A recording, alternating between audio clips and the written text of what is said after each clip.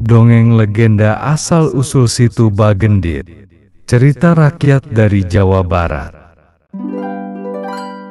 Di sebuah desa yang subur di daerah Jawa Barat, tinggal seorang wanita kaya raya bernama Nyai Bagendit. Nyai Bagendit telah menjanda setelah suaminya meninggal. Suaminya mewarisi kekayaan yang sangat melimpah kepada Nyai Bagendit. Namun, meskipun hidup dalam kemewahan, ia merasa takut akan kehilangan hartanya dan sangat takut jatuh miskin.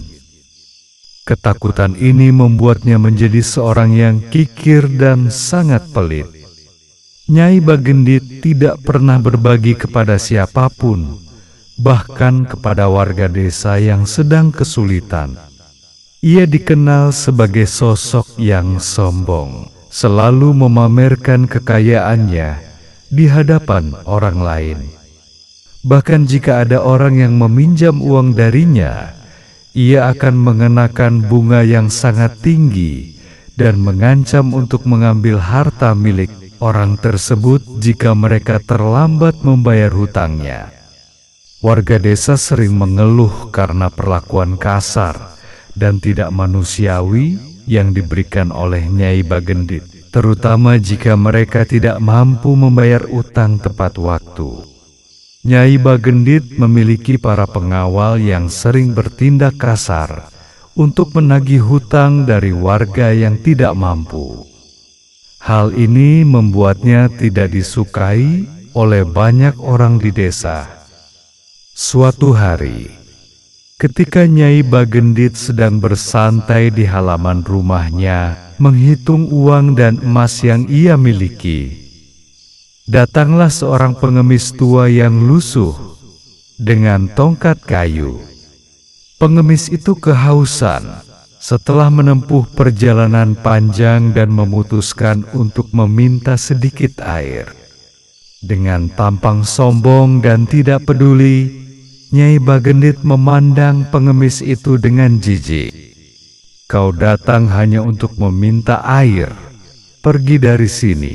Aku tidak mau repot-repot memberimu apapun," kata Nyai Bagendit dengan suara keras. Pengemis tua yang merasa diperlakukan dengan tidak sopan hanya bisa menundukkan kepala. Namun, ia tidak marah. "Aku akan memberi pelajaran kepadamu, Nyai Bagendit. Kau akan menyesal atas perlakuanmu," katanya dengan penuh rasa kecewa, lalu pergi meninggalkan halaman rumah Nyai Bagendit. Nyai Bagendit hanya tertawa mengejek. "Ah, siapa yang peduli dengan ancamanmu? Kau hanya pengemis tua yang tak berguna," katanya sambil melangkah masuk ke dalam rumah.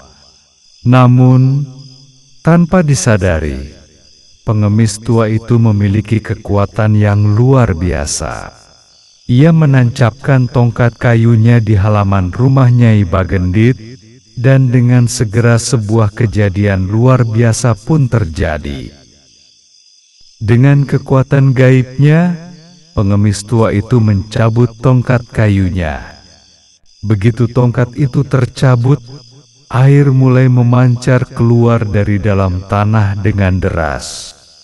Air yang keluar semakin lama semakin banyak, dan segera menenggelamkan halaman rumah Nyai Bagendit.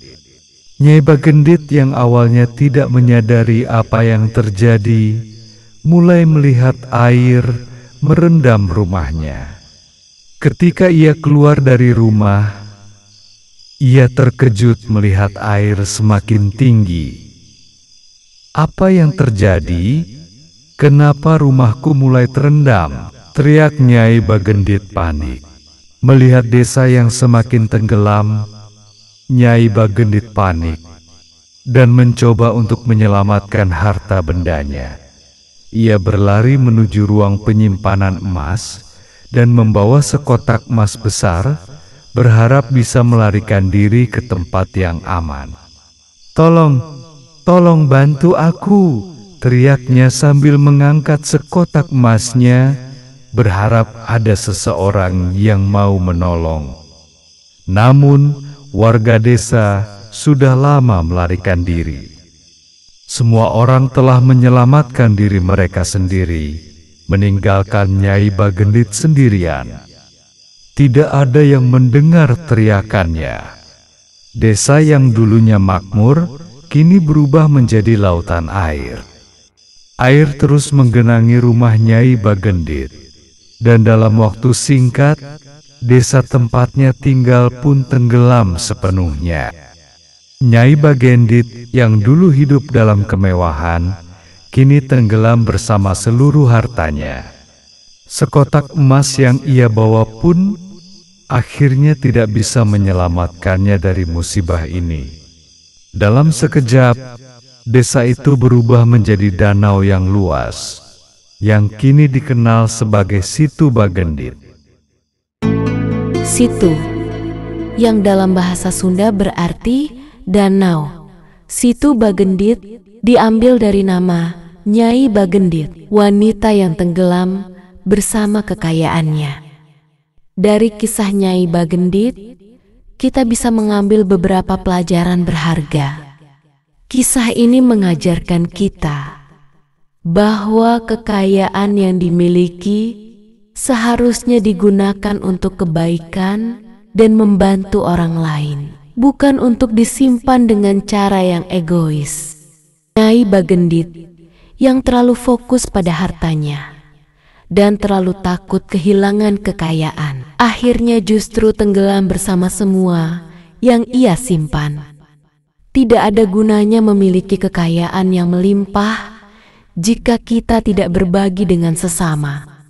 Harta yang kita miliki adalah titipan dan seharusnya digunakan untuk kebaikan, membantu yang membutuhkan, dan memberikan manfaat bagi banyak orang. Sebaliknya, sifat pelit, sombong, dan tamak akan mendatangkan keburukan dan kesulitan di kemudian hari. Selain itu, kisah ini juga mengingatkan kita bahwa hidup tidak hanya tentang uang dan kekayaan. Ada nilai-nilai lebih penting seperti kebaikan hati, empati, dan rasa kasih sayang terhadap sesama yang lebih berharga daripada harta duniawi. Nyai Bagendit yang terfokus pada kekayaan dan enggan berbagi, akhirnya menyadari bahwa kekayaan tidak bisa menyelamatkan hidupnya ketika ia dikelilingi oleh kesombongan dan keegoisan. Kisah Situ Bagendit ini memberikan pesan moral yang penting. Harta tidaklah abadi dan kita harus bijak dalam mengelola kekayaan yang kita miliki. Jangan sampai kita menjadi seperti Nyai Bagendit yang tenggelam bersama hartanya yang tak berguna.